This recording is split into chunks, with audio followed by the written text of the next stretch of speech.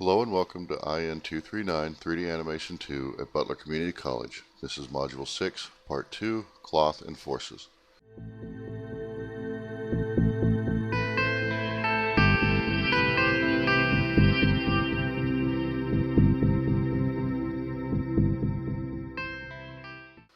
We begin by creating a static rigid body for the cloth to interact with and then use a plane to act as the cloth. We will require a lot of geometry in the cloth, so set the segments high. I have 100 by 100 segments on a 100 centimeter square plane.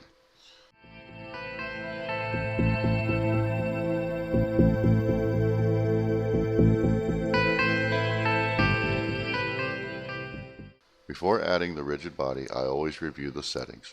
For instance, the substeps may need to be adjusted. If this number is too low, the objects will bounce and vibrate. If it is too high, the simulation could hang up. Add a static rigid body to the ball and set it for original. Add the M-Cloth modifier to the plane through the Mass Effects tool by clicking the T-shirt icon. This will add an M-Cloth modifier to the plane. In the Modify panel, there are many properties to control how your cloth will behave. Things like density and stretchiness of the cloth. I encourage you to explore these settings and learn how each affects the simulation.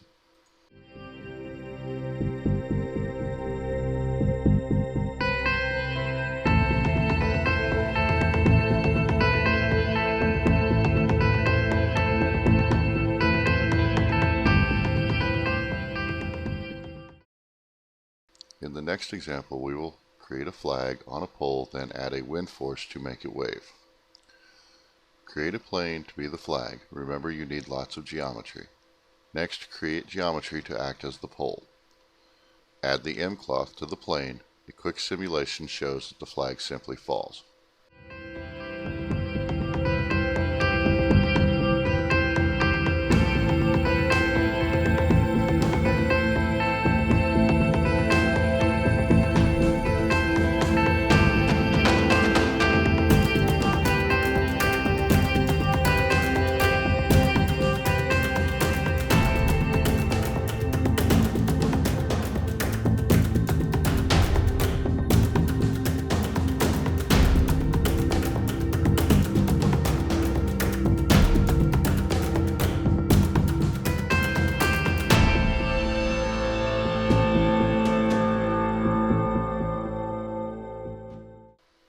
Select the flag and enter Vertex Subselection mode in the M-Cloth modifier. Select the vertices along the pole side of the flag, then click Make Group in the Modify panel. Name this group Pinned.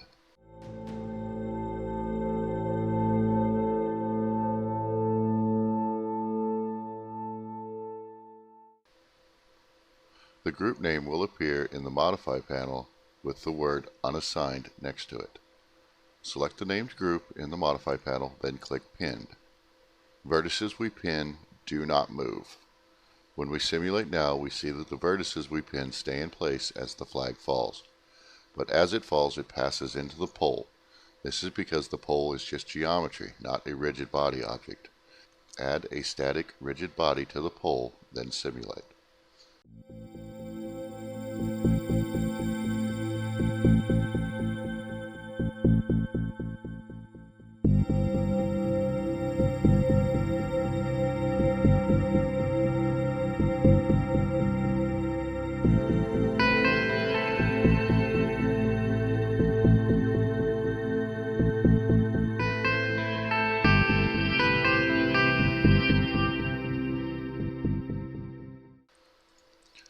Forces such as wind and gravity, among others, can affect dynamic objects. Forces are found in the Forces panel of the Command panel.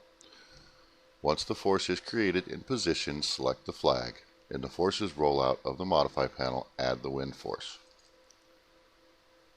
Depending on many factors, your settings will vary from mine. Play with everything to learn what it does.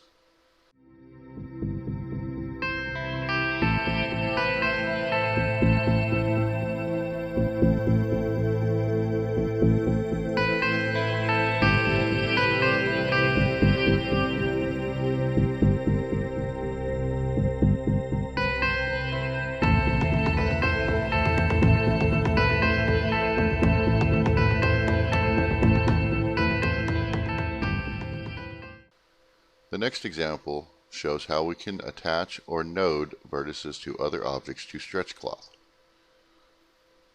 Create a plane with lots of geometry, then create two boxes near the edges of the plane to hold the cloth in place.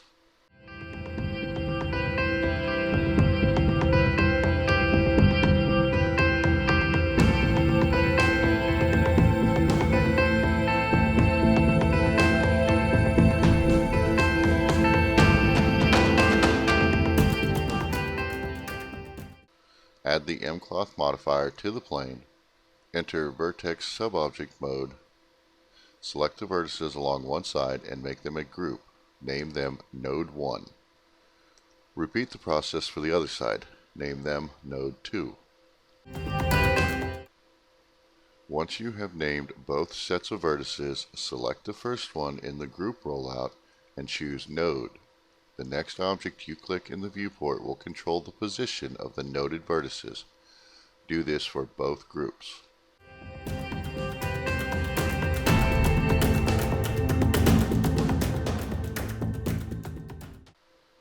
The quick simulation shows the cloth sags, but the edges do not move.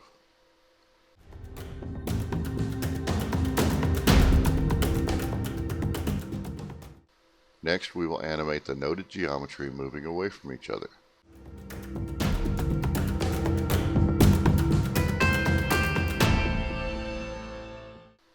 Back to the mCloth vertex level for the plane, select several groups of vertices and choose Make Tear from the Modify panel. This tells Max that we want the cloth to tear along these vertices. Once completed, exit vertex mode and simulate.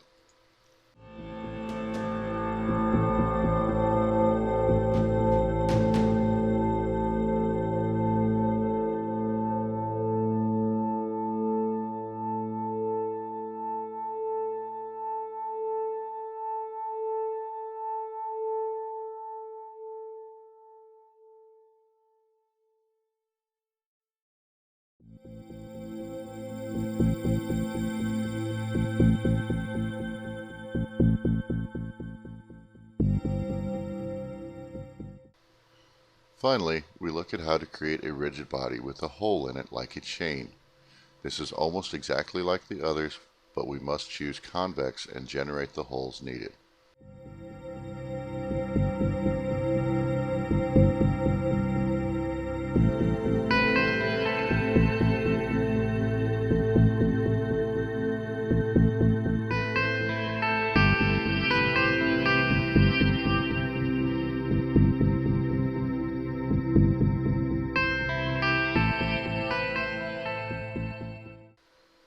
Start the chain by creating a torus and modifying it so it looks more like a chain link.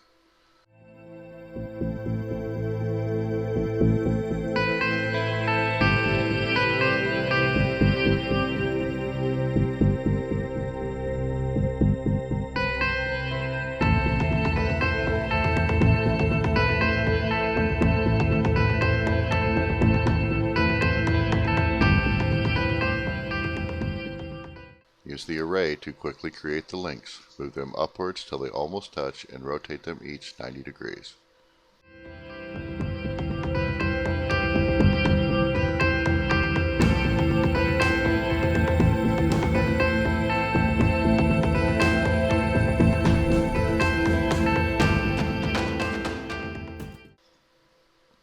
I made these instances, so click the top one and make it unique from the others by clicking the Make Unique button in the Modify panel.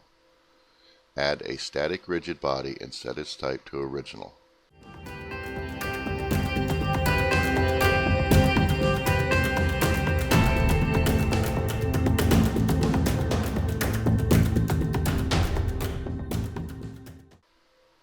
The rest of the chain is instances, so select any one of them and add a dynamic rigid body, then choose Concave as the hole type.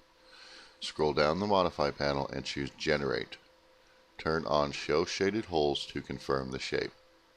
You may need to click Improve Fitting and regenerate the holes to get them to fit.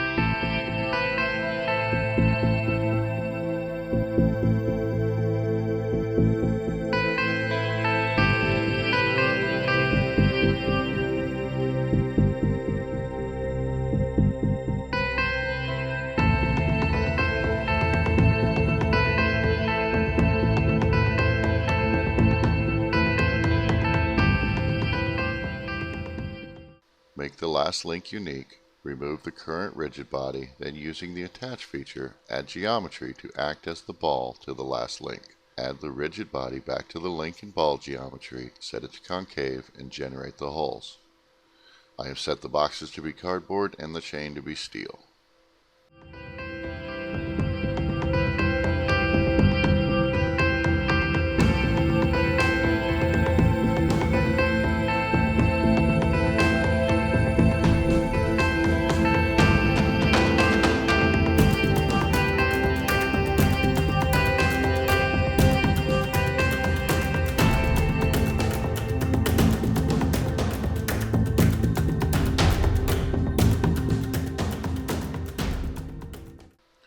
This is just an introduction to M-cloth, forces, and various rigid body types. As always, there is much to learn and explore.